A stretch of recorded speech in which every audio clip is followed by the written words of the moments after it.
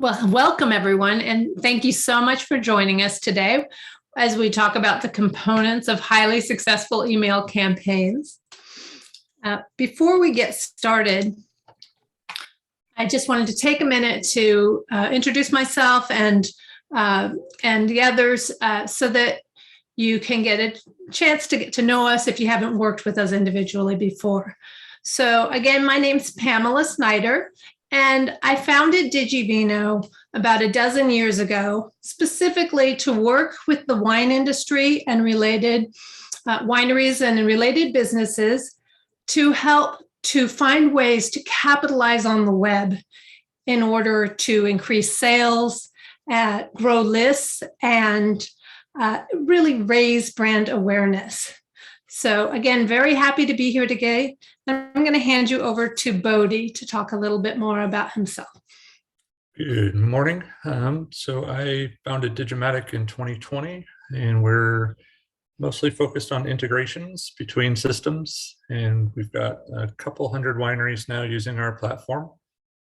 And before that, I've been kind of around and about in the wine and beer space since 2008. Worked for eWinery Solutions, which became BinSuite, and Bin65, which became WineDirect. And now I'm mostly working with the folks at Commerce7. They have a really awesome platform for integration, so kind of hanging my hat there.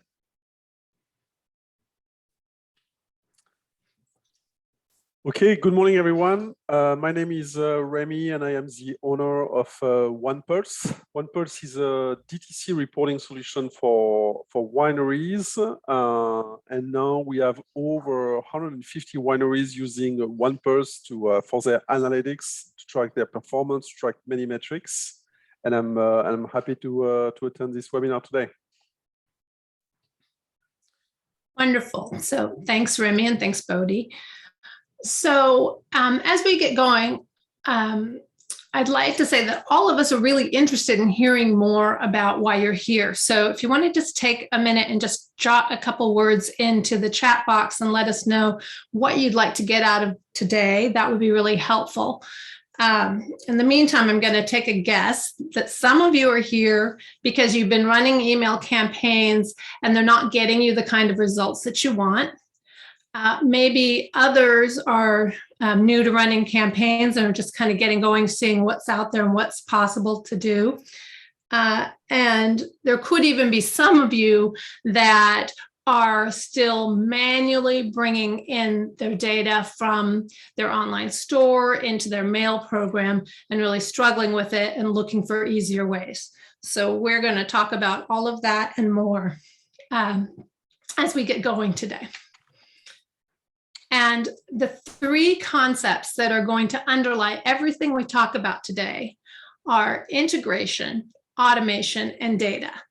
And I know that these terms sometimes can make people's eyes glass over because it sounds so technical, or others, it can give them a sense of trepidation because it sounds like it might be complex. But we're going to show you that these are actually really exciting concepts that make it incredibly powerful when you run an email campaign using them. And the way that we're going to do that is we're going to take you through a process of running a campaign and talk about all of the pieces when you integrate these concepts of automation, automation of the processes, integrating your systems, and then really using the wisdom that's hidden in that data to help you run more powerful campaigns. So to get you started, I'm going to hand you over to Bodhi, who's going to talk about more about integration and automation of data and how that can help you and why it's so exciting. Thank you, Pamela. Yeah, so we just want to kind of talk about what an integration even is to begin with. And there's not a lot to see. That's one question I get when people install the integration is, where's the screen for it? And there isn't one. And the integration is just a bunch of little data gremlins that will take data from one system and put it in the other one. But that actually opens up a whole bunch of really cool, powerful things that you can do. So Digimatic has an integration with Commerce7 to Mailchimp or Klaviyo. If you're using another platform like Wine Direct or Orderport or things like that, I think they have options also. Obviously not as good as Digimatic, but they're out there. So what it's going to do, kind of big picture, it's just going to move all of your customer data over, which is pretty straightforward. And then on top of that, you're going to get things like your purchase history, your product data, your cart data, which is really important to have kind of in real time. That's one of the big advantages of the integration, is everything syncs in real time. So it's not like a once a day or a once a week thing. So you can kind of react to that data in real time and kind of send a message in a more timely manner. Go to the next slide, please. So we're going to talk a little bit about segmenting and tagging and automations and all of the fun stuff that the integration kind of opens up for you. So this is a little bit, I guess, some of the common segments. Obviously, you can make whatever segments make sense for your business. But club members is the big one. Almost every winery has a segment for club members. So if you've got that data syncing over, it's really easy to create a segment for club members, and kind of you talk to them differently than you do non-club members. You want to send them gratitude and don't want to try to sell club members on the club. People don't like that. So it's nice to separate them out. Locals is pretty straightforward. A lot of tasting rooms have events, so you can just find people who are within driving distance and not bug people who are on the other side of the country or in a different country. VIPs, that, the rules around that might change depending on your vineyard and your price points and things like that. But if you have VIPs, you want to kind of nurture them and make sure that they know that they're special. So sending special newsletters and offers to them sometimes makes sense. And then the red versus white wine drinkers, that one's really interesting. I've seen a lot of success in the past with changing subject lines and product images based on what the person has bought in the past. So you can do things like people who have bought red wine, or people who are in your red wine club, things like that. You send them an email with new Cabernet release and a picture of your Cabernet, versus white wine drinkers, you might send your Chardonnay. That made a huge difference in click rates and purchases. And then the last one is the WinePulse customer segments. So we'll get into that a little bit more later with Remy, but with WinePulse, they do some automatic segmenting. So they have things like best customers at risk. So you might want to segment those people if they're at risk and try to re-engage them or give them an offer that makes sense for them. Next slide, please. So the other thing that we're going to talk about more later too is automations.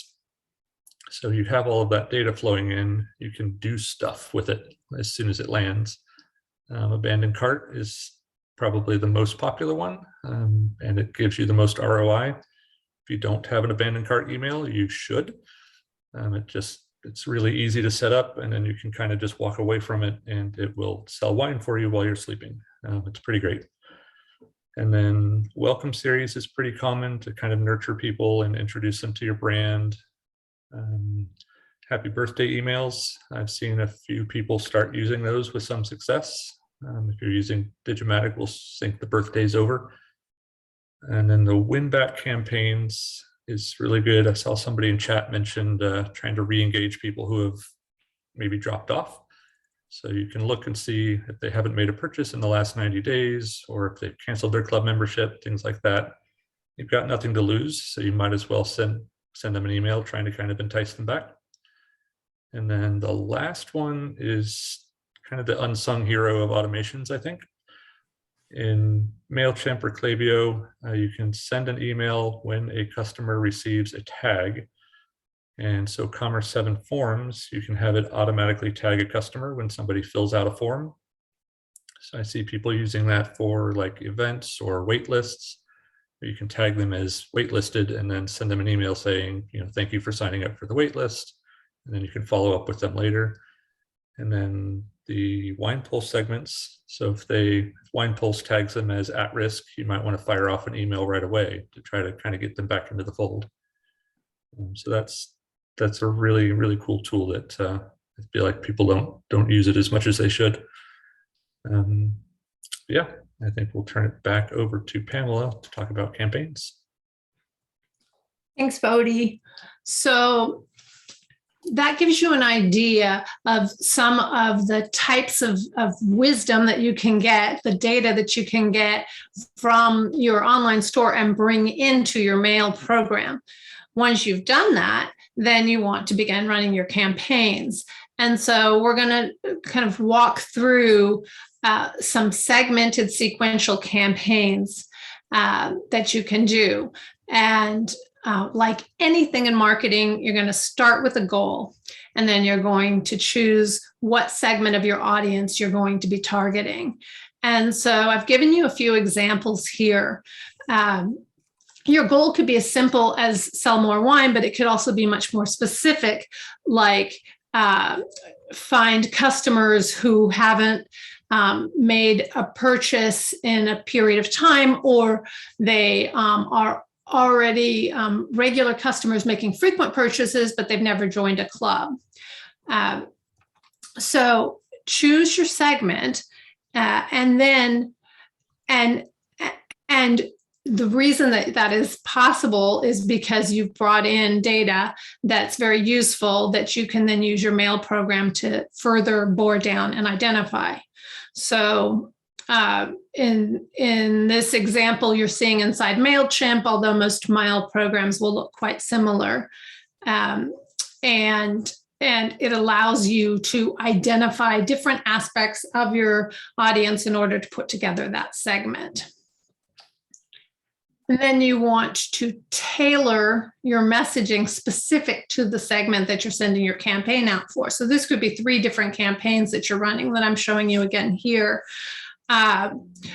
For example, you might have a group of customers that are not yet club members. So you might want to invite them to a private barrel tasting so they get a sense of some of the sort of special benefits of being a club member, and so that you can talk to them and kind of nurture them directly. So you would send a campaign specific about that. Once you've got your messaging in place, you can lay out your campaign. And when we talk about sequential campaigns, we're talking about a series of emails that follow each other. And in this case, this example that I'm showing you, this flow chart is showing you for a behavioral-based sequence. So you send out your initial email with an offer, and some of the recipients actually click and say buy now and buy. So they're going to end up getting a thank you email. But for those that didn't click, they're automatically going to be put into a different subsegment, and they will get the reminder email that you've pre-written and set up ahead of time. And then they'll have their opportunity to purchase and get their thank you. And these behavioral-based sequences can be as complex as you'd like, but the beauty is you put it in place ahead of time, and then it runs, as Bodhi says, while you're sleeping, so that emails go out on exactly the schedule that you'd like to the subsegments as you desire. So what's useful about this is that because your emails are so targeted to that particular segment, they really are more meaningful. And so you get much higher results, more clicks, more interaction, more purchases. This doesn't mean that you have to create a whole new concept every single time you send out a campaign. You can actually reframe your content. So you can take content and use it in one way for one segment and in a slightly different way for another segment. So this is just a small example of doing that, where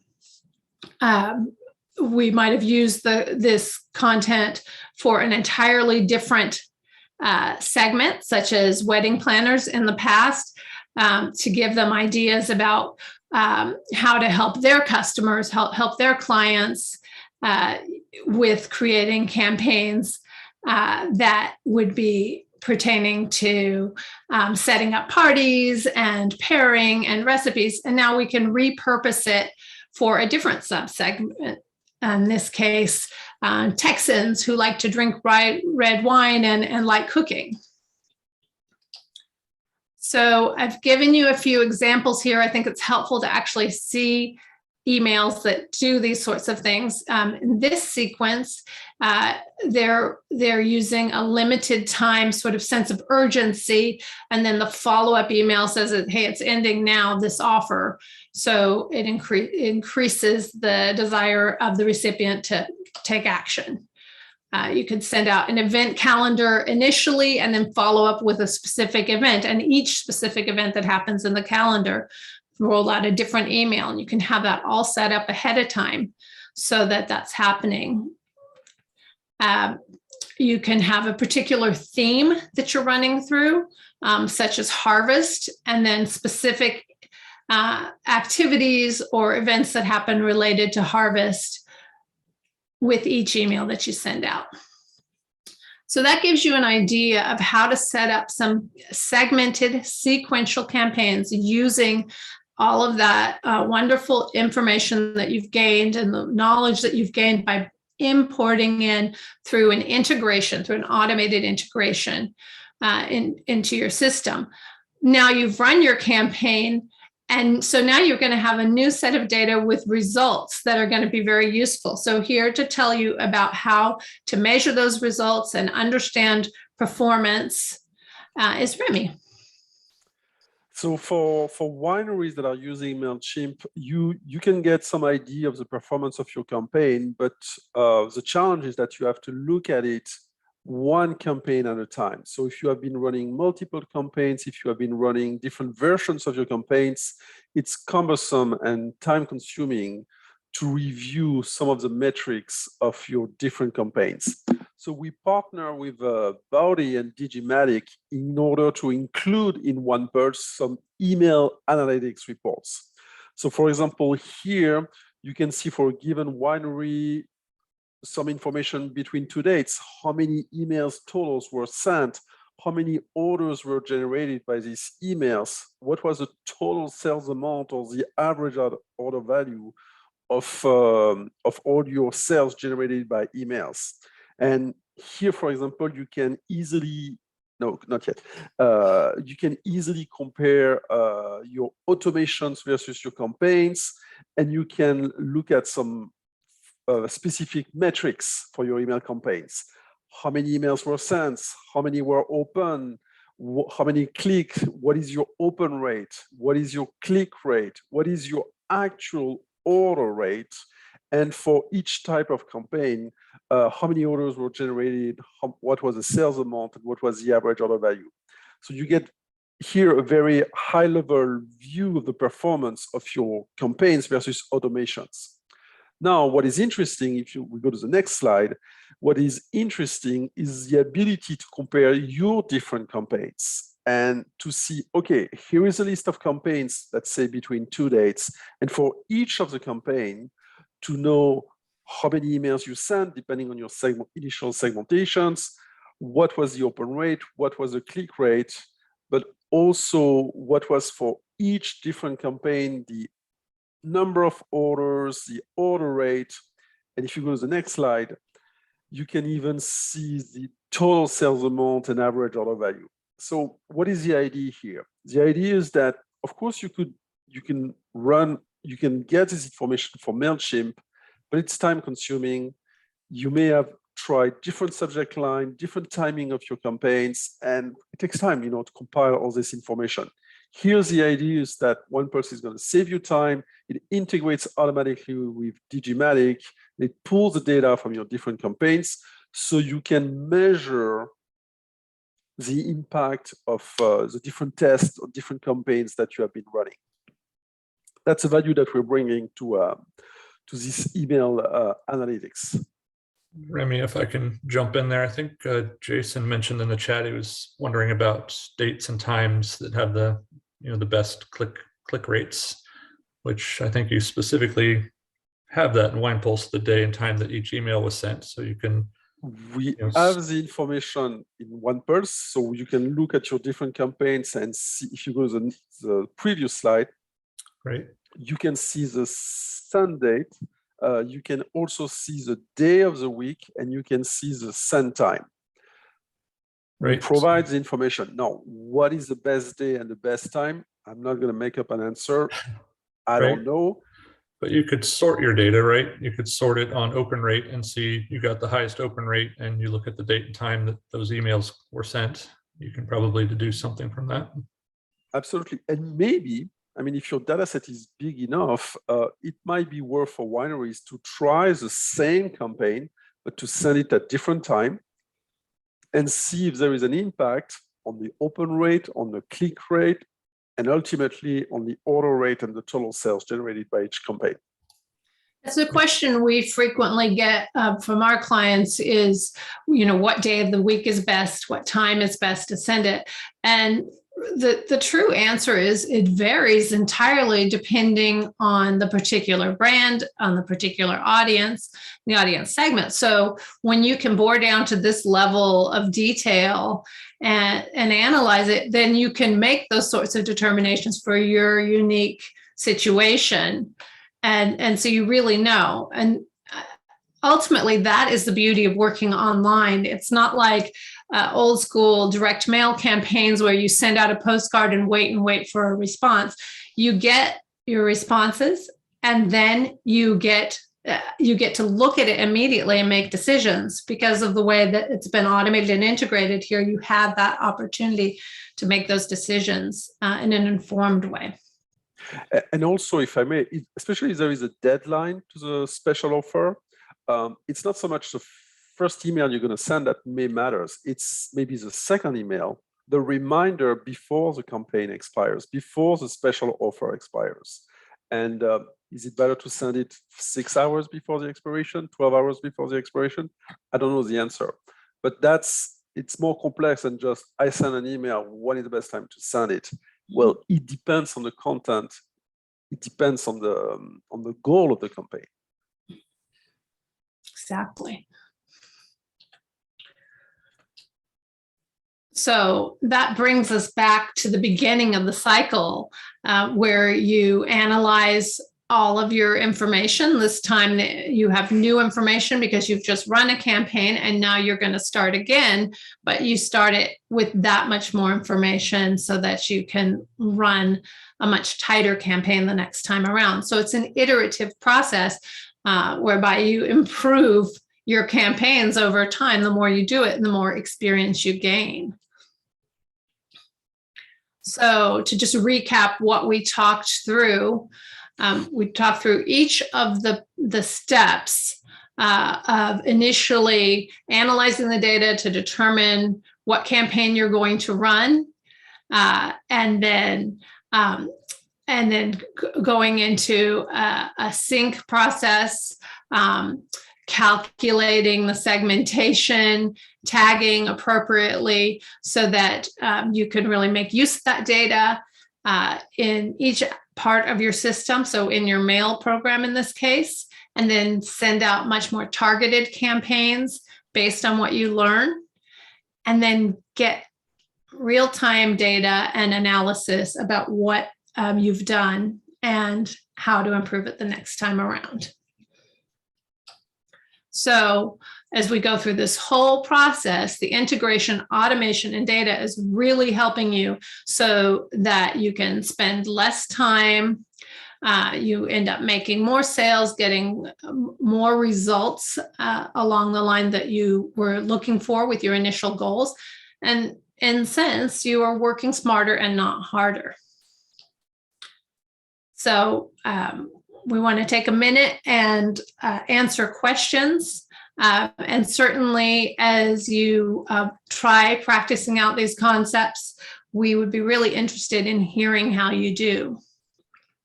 So let's open it up for questions. I've been trying to field a few too on the Q&A there.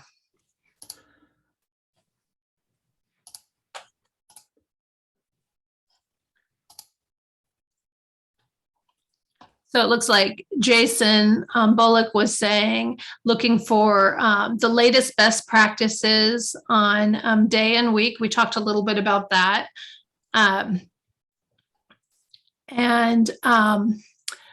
Here's Erica is kicking off a new monthly newsletter. So she's figuring out how to get opt-ins among a pool of current clients, dormant contacts, and prospects. So, so figuring out how to get opt-ins among a particular pool there. You've named, Erica, 3 different segments, your current clients, your dormant contacts, and your prospects. So I think one of the first things that's going to help you with that is creating unique content for each of those categories, unique messaging. So really put yourself in the place of those segments and think about what it is that they need in order to take that next step. Bodhi or Remy, do you want to add anything about reaching new audiences and the sort of data that's available? Have I missed anything? So one of the things, for example, is that OnePulse is doing, so it integrates with Commerce7, and it's going to calculate every night for each of your customers to which segment they belong to. So we have different segments. It's based on the RFM calculation. We have different segments like who are your best customers? Who are your best customers at risk? Who are your loyal customers? Who are your dormant customers? And so OnePulse is calculating every night this information, and it's going to tag the customers automatically in Commerce7. So you don't have to do anything. And the beauty of the integration with Digimatic is that as we tag automatically a customer, all your customers in Commerce7, these tags become available in Mailchimp through Digimatic. So you could literally have campaigns or maybe automations running automatically and targeting, let's say, your best customers at risk. When someone just became a best customer at risk, they used to be part of your best customers, but they have not purchased recently compared to other customers, they become at risk. And when we say at risk, what we mean is at risk of forgetting about your winery. The longer they wait to place an order with you guys, the higher the chance they're not going to place this order anymore.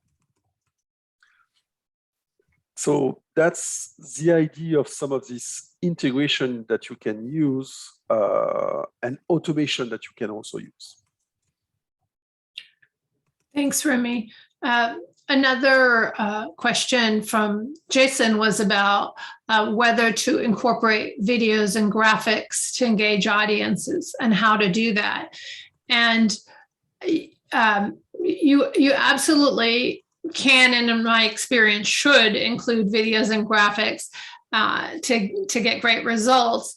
But some of the beauty of running an email campaign is that you can test your content. So you can do an A/B test and send out the video to half of your audience and see, and to the other half not, and test your results. Really, an A/B test would be to divide your audience up into quarters, and so you send out with a video to 25% and without to 25%. And then whichever gets the higher open rates or click-through rates or whatever success metric you're using, then the remaining half of your audience will get that email. So it's a really good way to find out. So you're not working in the dark. So you're really making these decisions with the information that's available to you.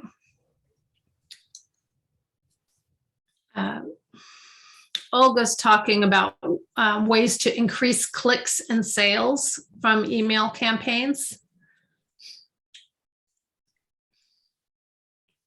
So again, it ties into the things that we've been saying, Olga, where you can go in and look at your data and see what is working and not working, and then do more of that.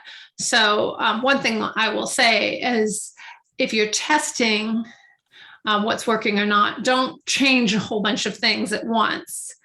Send out relatively the same email campaign to two parts of your audience, just changing only one aspect. It could be as simple as using a different subject line or using a different from. Who's it coming from? If you're always sending your email out from the same person, it might not be as interesting and might not get you the best results.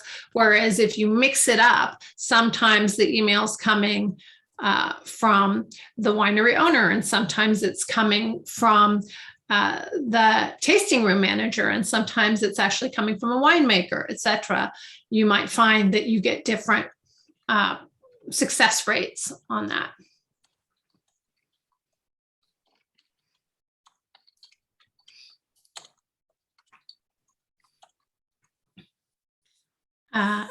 Erica also asked about setting up a new email with such as a welcome series for dormant contacts. Is there anything you wanted to add about finding a particular segment like that, Bodhi? Yes, I talked about it a little bit earlier, but you can look at like purchase history to see if they've purchased anything for a while. You can also see if they've, I guess going the other way, if they just haven't opened or clicked any emails and they haven't purchased anything and they're completely unengaged. You can archive them in Mailchimp and they'll stop billing you for those contacts. It's something a lot of people don't know about. But otherwise, yeah, just looking at their email activity, their purchase activity, and then setting whatever time frame you've kind of determined to be too long and reaching out to them.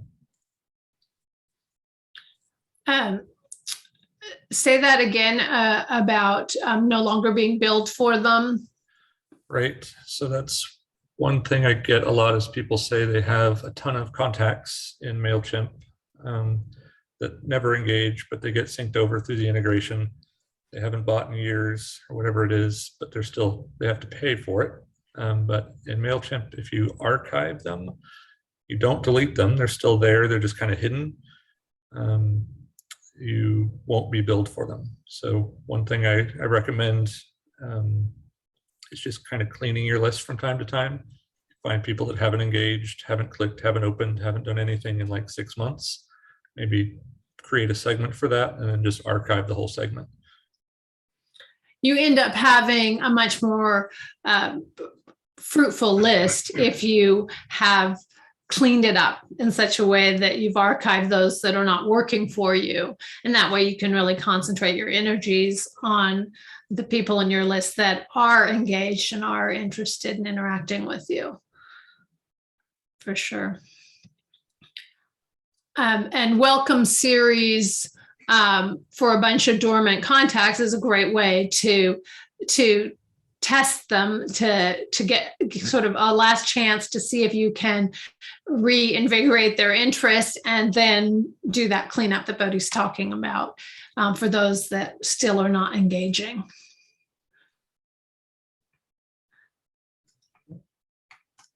Okay. Looks like that's all the questions. Anybody else want to put in a final question? I've got a few in the Q&A. Okay. Maybe I'll just answer them live instead of I've been typing furiously over here answering questions. Yes. Lauren was asking about duplicate contacts in Mailchimp based on segmentation lists, using up sends faster. I haven't heard of that being too much of an issue. I know you can kind of accidentally create segments that aren't exclusive of each other. You might, if you send an email to club members and then you send an email to everyone who lives in California, there might be people who live in California and are club members, and they would get both of those emails. But I think you can create a segment that excludes other segments if you want to just kind of make sure that somebody's only in one and not the other. I think that's, yeah. I think it's a little bit kind of the onus is on the sender to just kind of make sure that they don't create segments that overlap if you're going to send the same message out. So another question here from Megan. If we're changing from sender, is there a way to have the replies go to a customer service inbox instead of back to an owner or winemaker? I love this idea, but want to be sure we're set for success with replies. Yeah, absolutely. All the mail programs, the major mail programs will allow this. So what you're seeing as the from, you can put a name, but then use the same generic sort of info ad or whatever email address where you want them to go. Also, for something like Mailchimp, they have the option to have all replies get collected on Mailchimp and then delivered in one big batch or accessible through the mail program, so that you don't have to be bombarded with emails all day long. If you're sending out to a really large list, this really helps. Let's see. And then when is it appropriate to sunset contacts? I mean, Pamela, you might have a better idea. What I've seen most people do is kind of around 6 months or a year. But yeah, I don't know if you've had a different experience, Pamela. Yeah, I mean, it really depends on the particular brand, on your list, on how active your list is, kind of. But it doesn't make sense to hold on to contacts that are truly unengaged and not responding. So do a cleanup campaign like we've talked about earlier. And then if you're still not getting any response, then yes, you might want to archive them in that way.